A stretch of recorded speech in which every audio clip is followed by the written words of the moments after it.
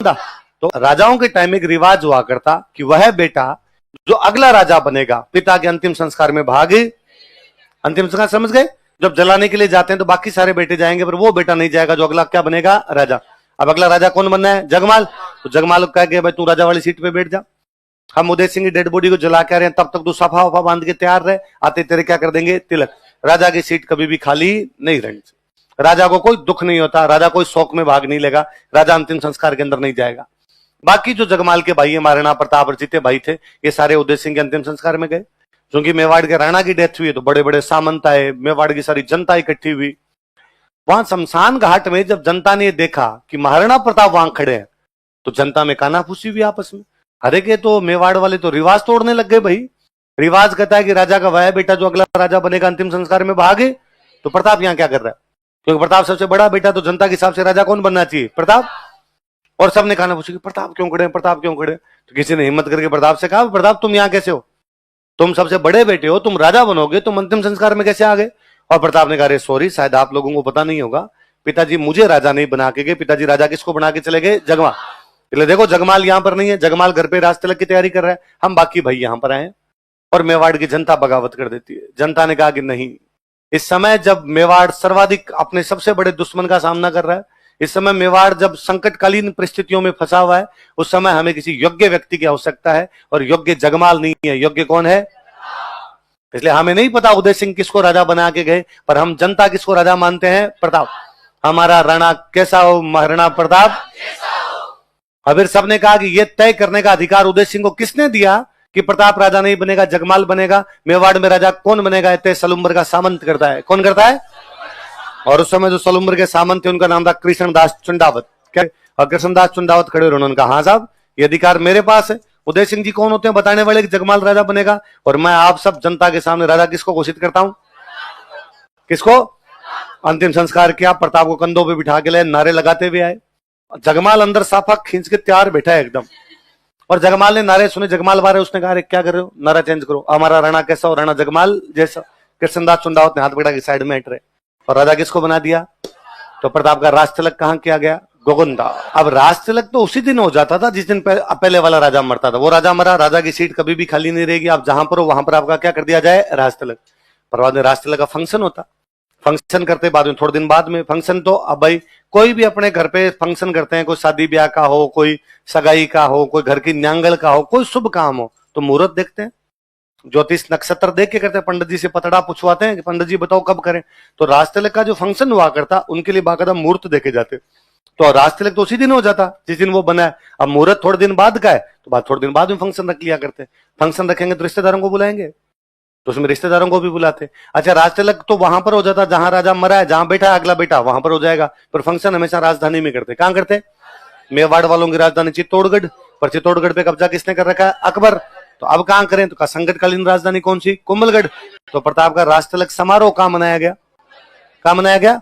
इस बात को आप यूं समझ लो कि आपके आरएस का रिजल्ट आएगा, रात के 2 बजे रिजल्ट आया, आप अपने रूम के अंदर बैठे हैं और आपको पता चला कि मेरी रैंक आ गई 8वीं। आप आरएस तो बन गए, रूम में उस कुर्सी पे बैठे बैठे बन गए। उसके बाद घर वालों ने फोन किया कि मंगलवार को घर आ जाना, बालाजी की सभामणि है, तेरे बुआजीर सब और आएंगे। तो तुम्हारा फंक्शन कब हो रहा है? मंगलवार। राज तिलक तुम्हारा उसी दिन हो गया, शुक्रवार को। राज तिलक समारोह कब होगा? पल्ले पड़ गई बात। बहन बेटियों को इकट्ठा करेंगे भाई, रिश्तेदारों को बुलाएंगे। और प्रताप की एक बहन की शादी मारवाड़ के राजा के साथ की हुई। मारवाड़ के राजा का नाम है चंद्रसेन। क्या नाम है? तो इसमें मारवाड़ का कौन सा राजा आया था फंक्शन में? मारवाड़ का कौन सा राजा? चंद्रसेन। कौन से समारोह में? प्रताप के राज तिलक समारोह में, जो कि कहां पर हुआ था? और उसका राज तिलक कहां कर दिया गया था? गोगुंदा में। क्यों किया गया? उदय सिंह की डेथ कहां पर हुई थी? गोगुंदा। तो राज तिलक तो कहां पर हो गया? गोगुंदा। और फंक्शन कहां पर मनाया गया? कुंभलगढ़। कुंभलगढ़ में क्यों मनाया गया? वो उनके संकटकालीन राजधानी। अच्छा कौन से भाई को हटा के प्रताप राजा बने? तो जगमाल चला गया अकबर के पास। किसके पास चला गया? अकबर ने कहा ठीक है भाई, प्रताप का एक भाई टूट के अपने पास आ गया। और प्रताप ने, अकबर ने इसको एक परगना दे दिया, जहाजपुर। कौन सा परगना समझते हो? राजा के पास जो खुद के इलाके होते हैं उनको क्या बोलते? और उसने भीलवाड़ा में एक जगह पड़ती है अपने जहाजपुर, यहाँ पे अकबर ने कब्जा कर रखा। ये उसने किसको दे दिया? जगमाल। लेकिन अब अकबर ने महाराणा प्रताप के पिताजी उदय सिंह के टाइम में आक्रमण किया, तो क्या उदय सिंह ने अकबर से संधि कर ली थी? क्या उदय सिंह ने अकबर की अधीनता स्वीकार कर ली थी? तो अकबर को लगा उदय सिंह की तो डेथ हो गई, अब नया राजा कौन बनाया? प्रताप। क्यों ना इससे बातचीत करके देखी जाए, क्या पता ये बातचीत से मान जाए। तो उसने प्रताप को समझाने के लिए 4 दूत भेजे। कितने दूत? एक जनरल एटिकेट, सामान्य शिष्टाचार भी कहता है कि आस पड़ोस में जब भी कोई राजा बनता तो बाकी उसके पड़ोसी उसको बधाई भेजेंगे। मोदी जी प्रधानमंत्री बनते हैं तो चीन, पाकिस्तान, रूस, आसपास के जो भी देश है, मोदी जी क्या भेजते हैं?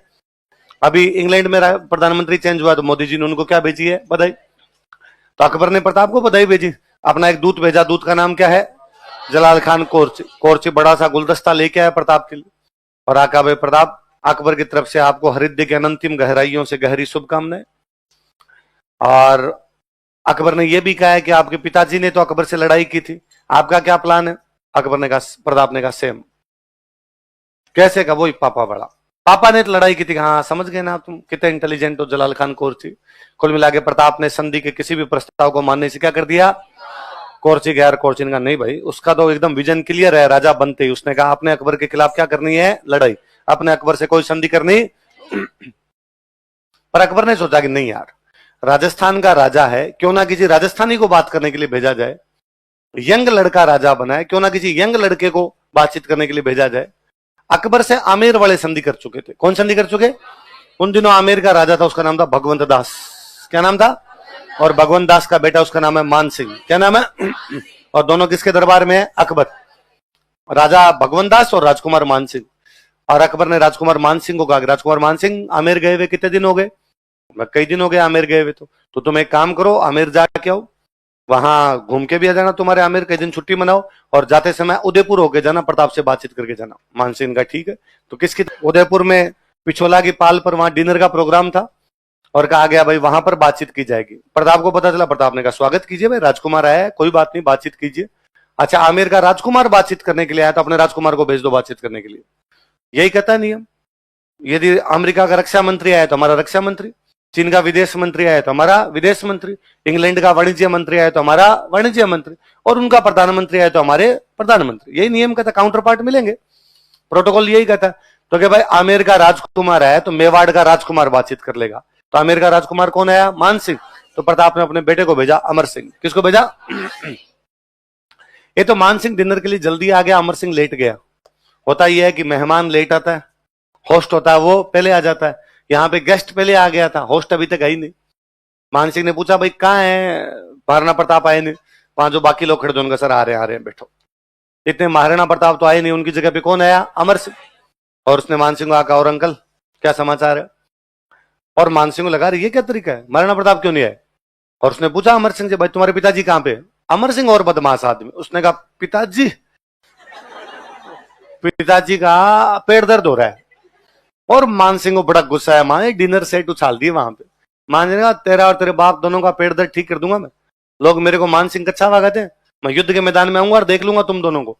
और वहां से पैर पीट के आगे निकला अमर सिंह और बदमाश। अमर सिंह का, अरे अंकल क्या गुस्सा करते हो, रुको यार, कहां कर दोगे वो पेट दर्द, कहां ठीक करोगे आप? मैं युद्ध करूंगा और युद्ध के मैदान में ठीक कर दूंगा तुम दोनों का पेट दर्द। और अमर सिंह ने वापस कहा, मान सिंह की बुआ की शादी हो रखी थी अकबर के साथ में, तो उसने कहा वो युद्ध के मैदान में आओ तो अकेले मत आना, फूफा जी को साथ लेके आना। मान सिंह देख लूंगा, मैं तुम्हें बता दूंगा, ये कर दूंगा, वो कर दूंगा। और अमर सिंह वापस कहा, अंकल एक बात और सुनो, हमारे पाली में सोजत की मेहंदी मिलती है, जीआई टैग और मिला हुआ उसको, बहुत अच्छी मेहंदी है, बुआ जी के लिए ले जाओ थोड़ी। मान सिंह ने कहा मैं बताऊंगा तुम्हें, अब तो मेरे घोड़े पिछोला का पानी पिएंगे। मेरे घोड़े किसका पानी पिएंगे? मैं लड़ता हुआ कहां तक आऊंगा? पिछोला तक, घर में घुस के मारूंगा तुम्हें। और मैं पिछोला को वैसे ही पानी पिलाऊंगा, पिछोला में वैसे ही पानी पिलाऊंगा मेरे घोड़ों को, जैसे कभी जोधा ने पिलाया था। जैसे कभी किसने पिलाया था? या तो जोधा पिला के गया था, अब पिछोला में अपने घोड़ों को पानी, या मैं पिलाऊंगा।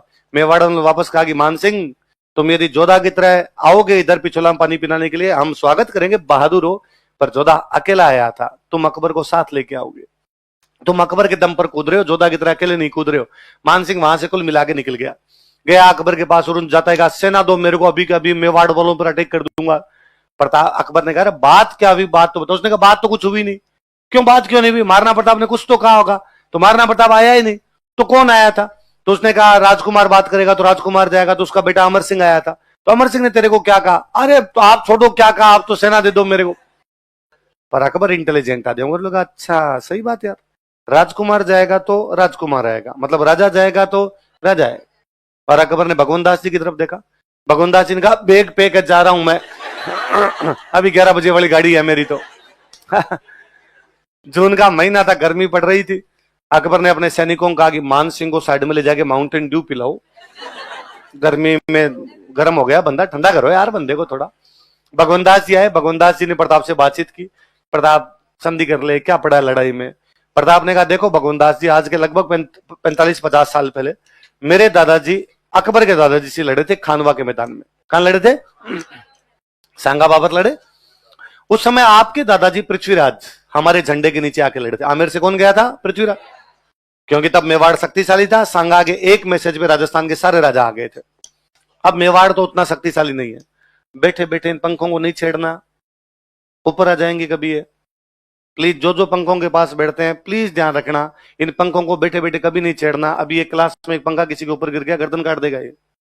चलता हुआ पंखा किसी के ऊपर गिरा तो आप क्या बैठे बैठे खींचते हो, इसके पीछे जस्ट एक कील लगी हुई ढीले हो जाएंगे। और तुम ये प्लीज वापस देखना, यदि किसी की भी कील ढीली हो रही इनको उतार देना पंखों को, सिर काट देंगे किसी का ही। तो ये ध्यान रखा करो, आप क्या आड़ सीते हो रखे हो, बैठे बैठे उसको खींचते हो, ऊपर आ जाएगा वो। और वो उस टाइम ऊपर नहीं आएगा, तुम जो पढ़ रहे होगा अचानक गिरेगा आगे। उस टाइम आता हो तो आदमी को दिखेगा हे आ रहा है तो रोके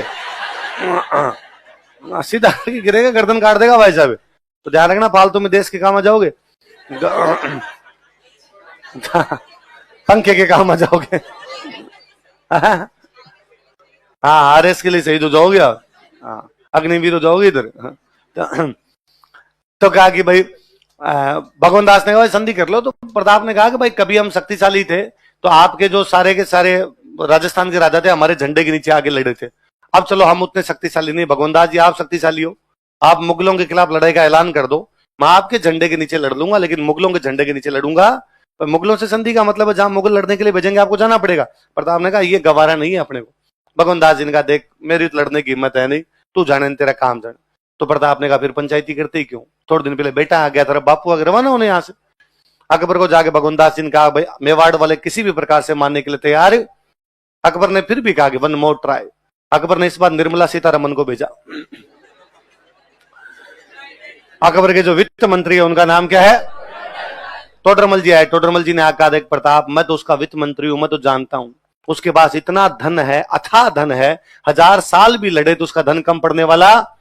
तुम यार मेवाड़ छोटी सी रियासत हो, कैसे लड़ोगे उससे, और यदि लड़ोगे तो इसमें तेरा घाटा। प्रताप ने कहा टोडरमल जी बिस्किट लो चाय के साथ, अकेली चाय एसिडिटी करती है। नाश्ता वास्ता कराया टोडरमल जी को और भी कहा टोडरमल जी क्या क्या क्या कह रहे थे आप, धन कहां से आएगा? तो जाके कहना अकबर से कि मेवाड़ के भामाशाह मरे नहीं है, पैसा हमारे पास कहीं से आ जाएगा, आप लड़ाई की तैयारी करो, ये बार बार ये लव लेटर भेजने बंद करो। 4 आदमी आ गए आपकी खूब। कुल मिला के प्रताप ने अकबर के एक भी दूत को संधि की बात सबको सब बेरंग लौटा दिया गया। जब बातचीत के सारे रास्ते बंद हो जाए तो बाद में क्या बचता है? युद्ध। इस बार वो युद्ध हो रहा था जिसे आप तीसरी क्लास से पढ़ते हुए आए, हल्दी घाटी का युद्ध। अकबर के दरबार में एक इतिहासकार था बदायूनी। कौन इतिहासकार है? आपने मिडिवल में उसकी बुक पढ़ी होगी, मंतखा बुत तवारीख। कौन सी बुक है? वो युद्ध में साथ में आया था। तो वो जब अजमेर से सेना रवाना हो रही थी उसने कहा मैं भी चलूंगा। लोगों ने कहा यार किताब विताब लिखने वाले आदमी, वहां तलवारें चलेगी भाई साहब, क्या करेगा? उसने कहा नहीं, जब हिंदुओं का खून बहेगा मैं दाढ़ी लाल करूंगा। तो कहा फिर चल ले, खून वहां खूब बहेगा, दाढ़ी लाल पीली तेरे को जो करनी है वो कर लेना। तो बदायूनी युद्ध में खुद आया हुआ था। बदायूनी इतिहासकार है तो बदायूनी तो वर्णन करेगा। तो बदायूनी लिखता है कि हमारी सेना घाटी के अंदर घुसी, दर्रे के अंदर घुसी, दो पहाड़ियां बीच में दर्रा है, वहां घुसी। मेवाड़ वालों ने अपनी सेना दर्रे के आगे लगा रखी थी। प्रताप को पता था अपनी सेना कम और दुश्मन की सेना ज्यादा, तो अंदर घुसने दो घाटी की फिर देखते हैं। बदायूनी कहता है हमारी सेना जैसे ही घाटी में घुस के आगे आई, आगे मेवाड़ वाले तैयार खड़े थे। उनका शुरुआती आक्रमण इतना भयंकर था, इतना भयंकर था कि हमारी सेना बनास नदी के पास 16 किलोमीटर वापस भागी। बदायूनी कहता है मैं तो पीछे खड़ा था भाई साहब, तो मेरे को यह नहीं समझ में आया कि तीर कहां चलाया जाए, क्योंकि हमारी सेना वापस भाग रही है, पीछे उनके मेवाड़ वाले भाग रहे हैं। तो मेरे पास में नकीब खान खड़ा था। मैं नकीब खान से पूछा नकीब खान तीर किस पे चलाऊं? अपने सैनिक अपनी तरफ भागते हुए आ रहे हैं, इनके पीछे मेवाड़ी आ रहे हैं, तो किसको मारूं मैं? नकीब खान ने कहा कि आंख बंद करके तीर चला, मरेंगे दोनों साइड से हिंदू, तेरे को तो हिंदुओं को मारना है, क्योंकि आगे मानसिंह वाली फौज है, मानसिंह वाली फौज आमेर के हैं, वो भी हिंदू है, उनका पीछा करते हुए मेवाड़ी आ रहे हैं, वो भी कौन है? हिंदू। तो बदायूं कहता आपने तो भाई आंख बंद करके चेपने शुरू किए तीर, पर थोड़ी देर में वो हमारे तक पहुंच गए, फिर मैंने भी चप्पलें हाथ में ली। घाटी से बाहर निकले तब एक जगह, उस जगह का नाम है बादशाह बाग। कौन सी जगह? मैदान है बादशाह बाग नाम करके। घाटी से बाहर निकले तो बादशाह बाग नाम की जगह पे आके लड़ने लगे। उधर मुगलों की सेना भाग रही थी तो एक फौजी था, उस फौजी का नाम था मिहत्तर खां। क्या नाम है? किसका फौजी है? पर अजमेर से रवाना हो गया तो सैनिकों में थोड़ा कॉन्फिडेंस आया कि पीछे से और सेना आ रही है, लड़ लेना चाहिए। थोड़ा डर भी लगा कि भाग के अकबर आ गया तो अकबर कहेगा यार तनख्वाह लेते हो मेरी, भगोड़े हो गए युद्ध के अंदर, तो मुगल लड़ने लगे। अब मैदान की लड़ाई है, कौन से मैदान की? बादशाह बाग के मैदान की। अब प्रताप और मुगल है वो आमने सामने लड़ रहे हैं। तभी प्रताप ने देखा कि मान सिंह अपने हाथी पे बैठ के लड़ रहे हैं, और मान सिंह के हाथी का नाम था मर्दाना। क्या नाम था? प्रताप अपने घोड़े पर बैठे, उनके घोड़े का नाम आप तमाम लोग जानते हैं। और प्रताप को बड़ा गुस्सा आया। प्रताप को लगा यार मेरी लड़ाई मुगलों के साथ, अकबर खुद आए समझ में आता है, आसफ खान आए, नकीब खान आए, बदायूनी आए, मिहत्तर खान आए, सब समझ में आते हैं। मान सिंह क्या मांग रहा है? कभी बाप बेटे समझाने आ जाते हैं, अभी बेटा सेनापति बन के आ गया, और अब मुगलों को छोड़ो मैं इनको मारूंगा पहले। और प्रताप अपने चेतक को भगाते हुए मान सिंह की तरफ लेके जाते हैं। मान सिंह मुख्य सेनापति, ये तो हो नहीं सकता कि मान सिंह अकेला खड़ा होगा, उसके चारों तरफ सिक्योरिटी होगी। चारों तरफ सिक्योरिटी लगा रखी। प्रताप सिक्योरिटी को काटते पीटते एकदम मान सिंह के पास पहुंचते हैं। मान सिंह आते के ठीक आगे उसका एक बॉडीगार्ड खड़ा, उसका नाम है बहलोल खान। क्या नाम है?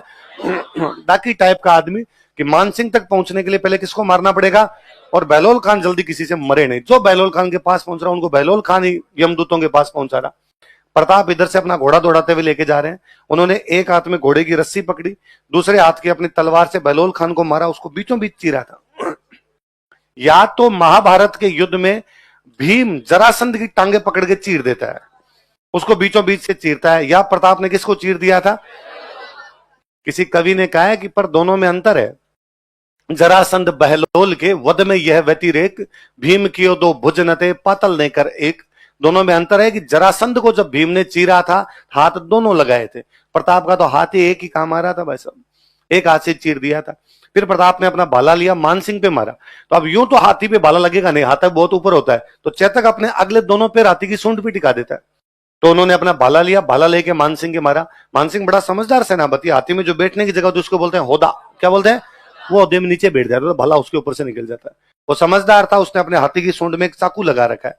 चेतक जब पैर उतार रहा था उसके दोनों नाखून कट गए। खुर खुर होते हैं, खुर खुर कट गए। मैं कहता हूं अपने जब नाखून काटते हैं ना उस समय थोड़ा सा ज्यादा कट जाए तो 3 दिन तक वो अंगुली रोटी खाते समय साइड में रहती है। डर सा लगता है यार ये ना आ जाए, अपने एक्स्ट्रा कॉन्शियस रहते हैं उसके। तो पैर में खुर है वो पूरा बाहर निकल रहा है, तो बेचारे घोड़े के तो कितना दर्द होता होगा। अब घोड़े से ढंग से नहीं चला जाए। प्रताप को लगा यार अब तक तो बड़ा तेजी से भाग रहा था, अचानक क्या हुआ? नीचे देखा तो घोड़े के लहू लुहान हो रखा उसके पैर एकदम। तो प्रताप घोड़े को बचाने के लिए युद्ध से बाहर निकलते हैं। मेवाड़ में रिवाज था कि जब भी राजा किसी भी कारण से बाहर निकले सादड़ी का झाला लड़ेगा। इस बार जो सादड़ी का झाला था उसका नाम था झाला मान। क्या नाम था? सांगा वाले टाइम कौन था? झाला अज्जा। अब कौन था? झाला, या इसी का एक नाम और है झाला बिद्दा। क्या नाम है? इस बंदे के दोनों नाम मिलते हैं हमें। क्या क्या नाम मिलते हैं? झाला बिदा या झाला मान जो है वो राजमुकुट पहन के लड़ाई करता है। पर तब तक मुगलों के समझ में आ गया था कि पार पड़ेगी नहीं। मान सिंह अपनी सेना को वापस हटा लेता है। पीछे जाके गोगुंदा जाके रुकते हैं। कहां जाके रुकते हैं? बदायूनी वापस लिखता है कि जब हम गोगुंदा के अंदर बैठे थे तो भी हम इतने भयभीत थे, हमें डर लग रहा था कि प्रताप रात को हमला करके मार ना दे कहीं पे, इसलिए हम रात को चारों तरफ 4 दीवारी बना के चुपचाप अंदर बैठे थे। फिर वहां से वापस आए तो अकबर ने पूछा मान सिंह आसफ खान को कि हाँ भाई पकड़ लाए क्या? मान सिंह आसफ खान ने कहा नहीं। तो मार दिया प्रताप को? उनका नहीं। तो हरा दिया प्रताप को? उनका नहीं। तो संधि कर ली प्रताप ने? कि नहीं। तो क्या सोचकर आए थे कि सरदार खुश होगा, इनाम देगा? और अकबर ने मान सिंह आसफ खान कहा कि आज के बाद दोनों दिखाई देगा ना टांगे तोड़ दूंगा मैं तुम दोनों। अरे सर सुनो तो सही मेरे को। नहीं, कोई कुछ नहीं सुनना, और अब मैं जाऊंगा खुद मेवाड़ में और मैं बताता हूं प्रताप को कैसे पकड़ा जाता है, मैं पकड़ के लाऊंगा। तो हल्दी घाटी युद्ध के ठीक बाद खुद हमला करने के लिए कौन आ गया था? देखो